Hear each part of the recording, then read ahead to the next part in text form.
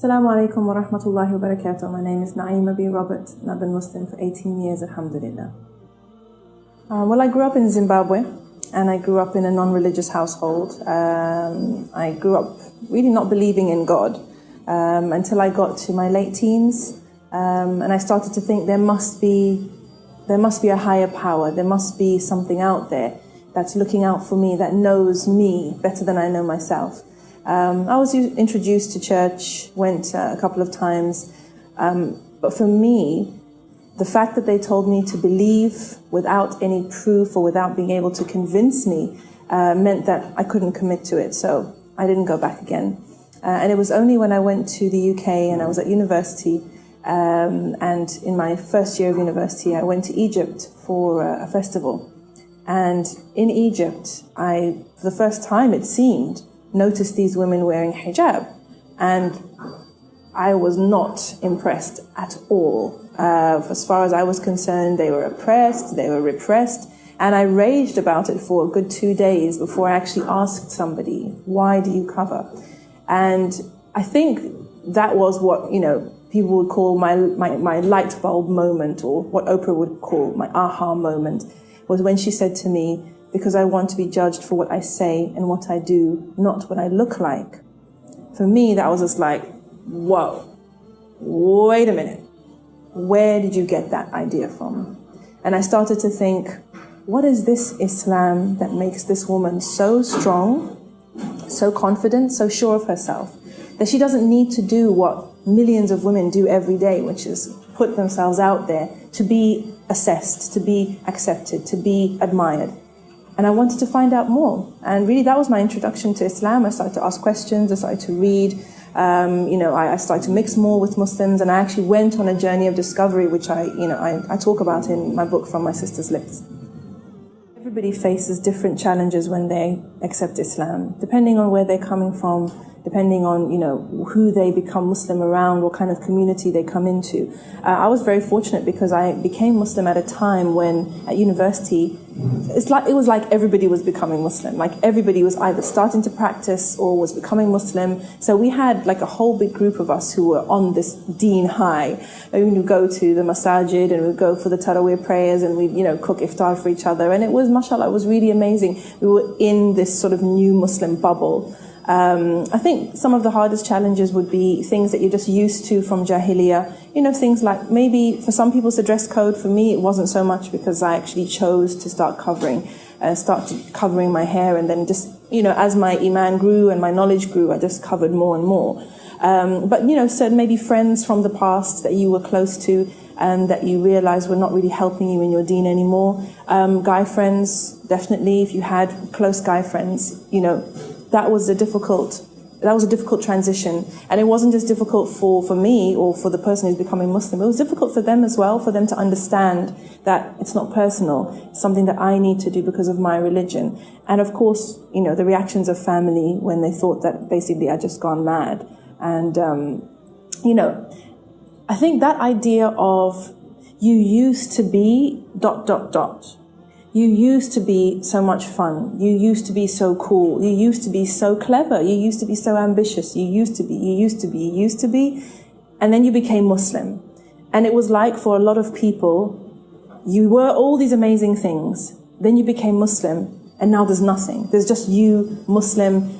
You're not with us anymore. You're not fun. You're not contributing. You've just opted out basically of life. I think for me that was a big concern for me. If I remember the poetry that I used to write when I first became Muslim, this idea of I still want to be myself.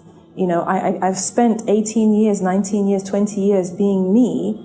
I want to be Muslim and be myself and be me still. And that kind of struggle of the nafs, I guess, that jihad of nafs that you have between balancing who you are and what Allah subhanahu wa ta'ala expects from us, that jihad is hard enough.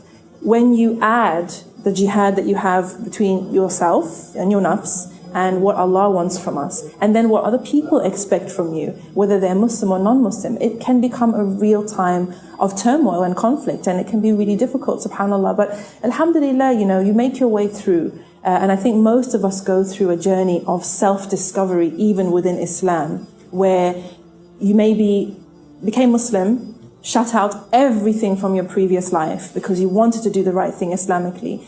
And then alhamdulillah, after a while, you get used to being Muslim in a way, and you find your feet, and you get a better understanding, I think, and you realize that not everything that you were before was haram. Not everything that you were before or loved before was something that you had to abandon. And so you start to reincorporate into your life the things that were important to you, the things that you were good at, but now it's in a halal context, and now it's in an Islamic context. Now it could even be ibadah, if Allah subhanahu wa ta'ala accepts it from us.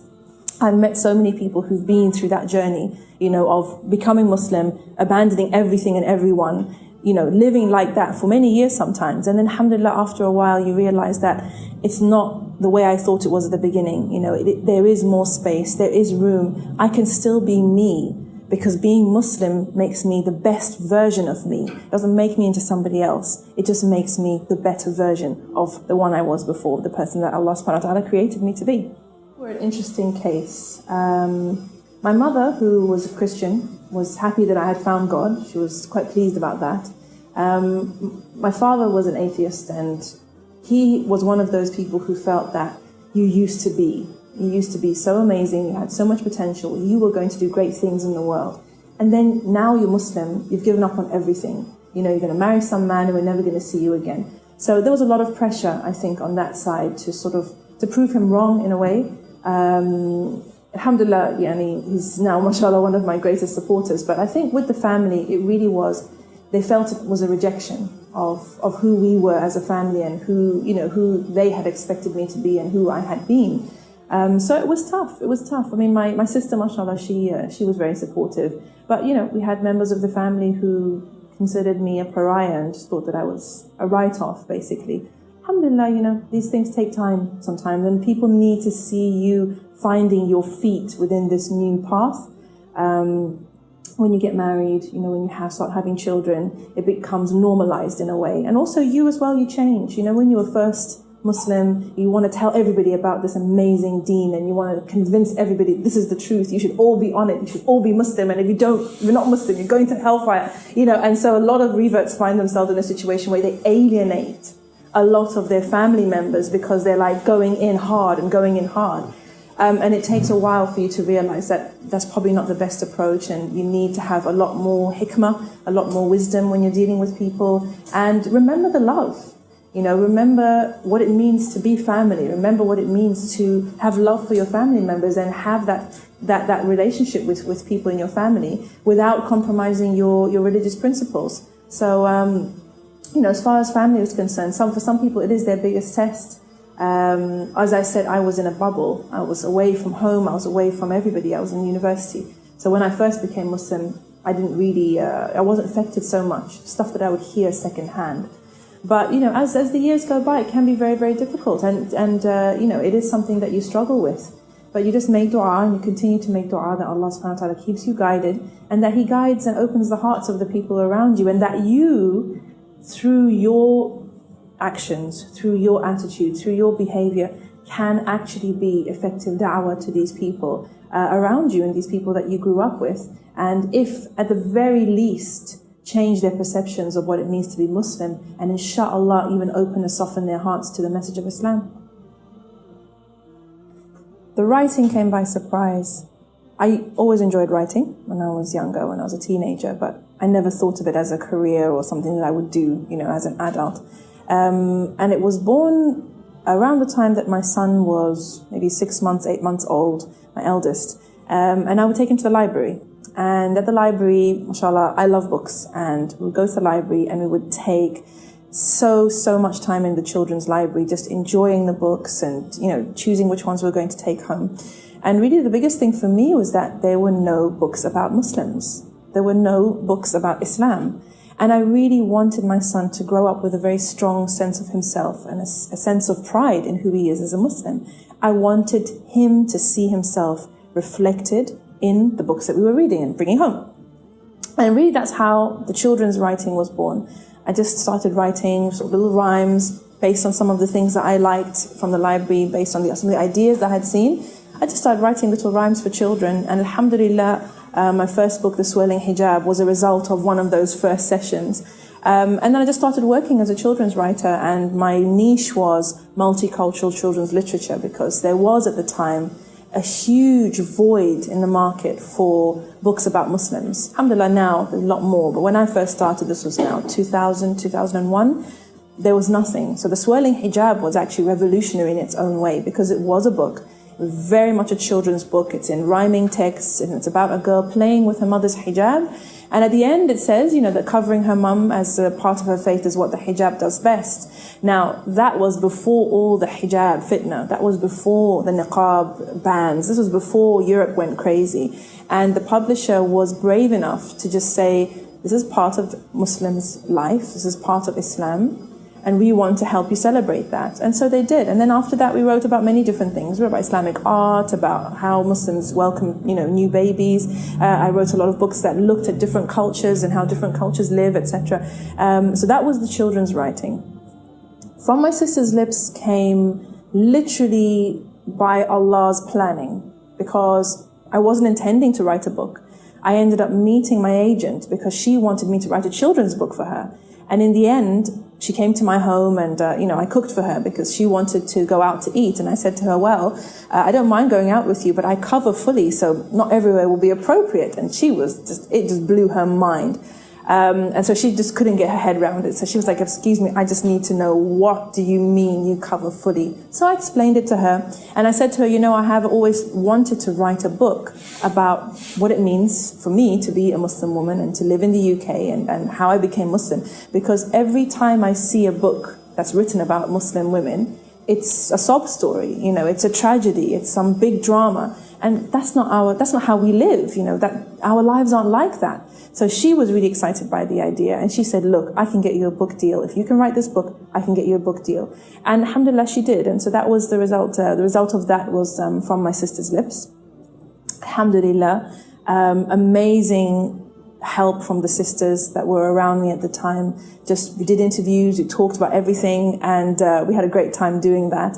And then I went back home to my father's house in Zimbabwe to actually write up all the interviews and write the book. And the book took about 6 weeks. It was just inspired. I just sat down at the computer, the words would just come, alhamdulillah. And my father was one of my main proofreaders, so he would actually read the manuscript and give me ideas on how to improve this bit, so that I have to mention this. I think he was the one who made sure that I mentioned polygamy, and he was the one who made me put the sisterhood at the end of the book, because he felt that that was really the strongest message of my life and of the book, was Islamic sisterhood and what that sisterhood means and what it can offer to the world. So that was From My Sister's Lips. And then after that, obviously, I wrote many different novels for teenagers, and all of them just wanting to share Muslim life with Muslims and with non-Muslims. And for young people to see themselves reflected in the books that they read, and also to be able to tackle some of the issues that our young people face, that we as adults have a hard time dealing with, a hard time facing up to. Things that we don't talk about in general. From Somalia with Love, Boy versus Girl, Black Sheep, She Wore Red Trainers, all of them deal with the reality of being a young Muslim in the West today and around the world, really. So that's really how my writing trajectory has gone. I hope, inshallah, to be able to write more books in the style of From My Sister's Lips. I have a lot of books inside me. I still have to write about Hajj. Inshallah, I would really like to write a book about my iddah as well, and include my poetry. So that's a new thing for me. This is the poetry, and it's a journey that I'm really enjoying, alhamdulillah, and it seems to be touching people, and it seems to be making a difference in some people's lives, and really that's all we can ask for, alhamdulillah.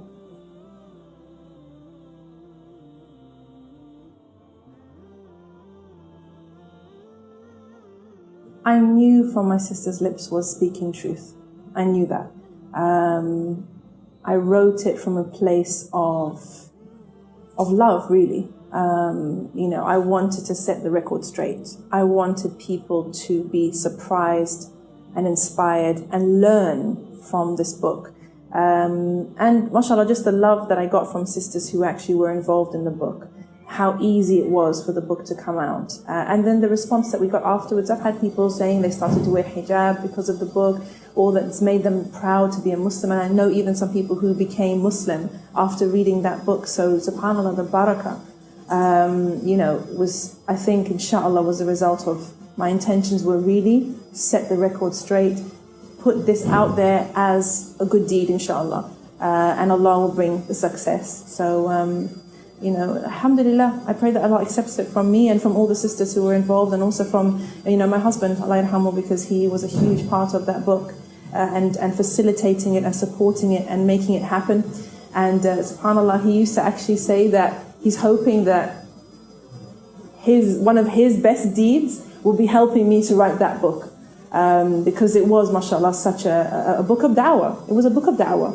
And Dr. Saleh also was involved, and may Allah have mercy on him and reward him, for his work on it. It was a labor of love. I think that's the best way to put it.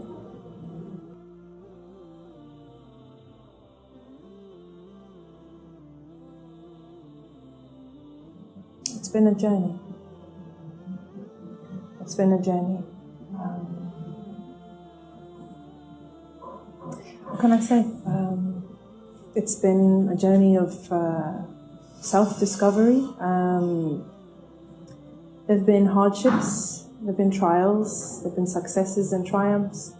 And at the end of the day, I think the best thing about it is that I'm still standing, alhamdulillah.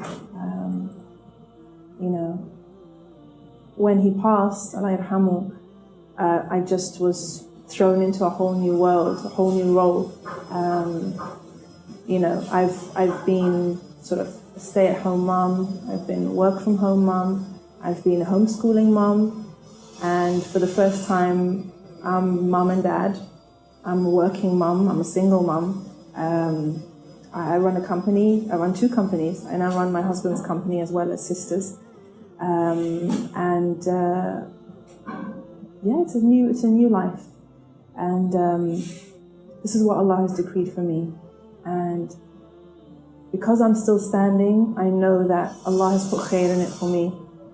So even though it's nothing like I knew and nothing like I expected, I have full yaqeen that there is khair in it for me and that I can handle it. And I think that makes a huge difference. Allah is my wali, He's my wakil, and He will never let me fall. And I believe that with full certainty.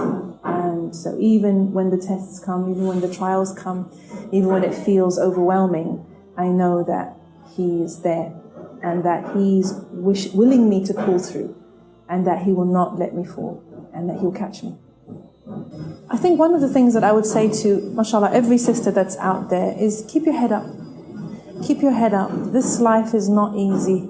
This life is full of trials. Alhamdulillah, we have a good time. A lot of us have a good time at it, but it is a trial. But if you see the trials and the tests as a challenge, you will face it in a different way from if you see it as like a punishment or something that is being imposed on you that you've got no control over.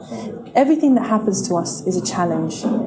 And when we have the mindset that bi'idhnillah we are going to achieve and we are going to win and we are going to actually, we're going to step up to the plate, and we're going to put our game face on, then you approach it with positivity and confidence, and know that Allah subhanahu wa ta'ala wants good for you, and that He will guide you if you want guidance. And so, make intention is the first thing. Make intention, and then take the first step.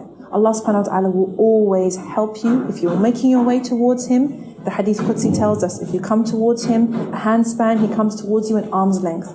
Meaning, He will not leave you to make the whole journey on your own without helping you. He will help you. Make the intention, take the first step, surround yourself with good company. That's the advice that I have for my sisters out there, because in those ways, at least, whatever happens, if you don't get on deen before you die, at least you die trying. And I think that is where we all want to be, that Allah takes us when we're striving, and He takes us when we're trying, and He takes us when our hearts are already attached to Him, when our intention is already to rejoin Him. And I think that's the advice that I would give to my sisters.